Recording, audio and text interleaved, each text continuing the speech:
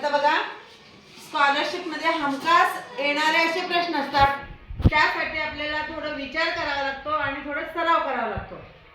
इथं चौकट दिलेला आहे, चौकोनामध्ये संख्या दिलेल्या आहेत 23, 31, 41, 37, प्रश्नचिन्ह 19, 47, 29, 53. मग आपण थोडं बघूया हे संख्या कोणत्या आहेत. आपल्याला जर मूळ संख्या माहित असतील, वर्ग संख्या माहित असतील, घन संख्या माहित असतील तर आपल्या पटकन लक्षात येत आहे. मग आपण मूळ संख्या पाठ केलेला आहे, त्यासाठी आपल्या बघितल्या लक्षात आलं पाहिजे की ह्या मूळ संख्या आहेत. प्रत्येक संख्येला बघा तुम्ही मूळ संख्या आहेत, म्हणजे मूळ संख्येचं काय केलेलं आहे तर आपण चढत्या क्रमाने आपण अगोदर लिहून घेऊया. एक नंबरला 19, 19 नंतर कोणता आहे 23 आहे का इथं 23, त्यानंतर 29,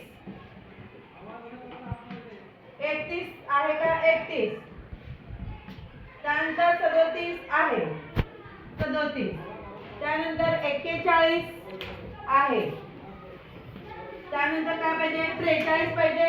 इथं 43 आपल्याला दिसत नाही, त्यानंतर 43 नंतर 47 आहे, म्हणजे इथं 43 त्यांनी दिलेलं नाही, 47 दिलेलं आहे.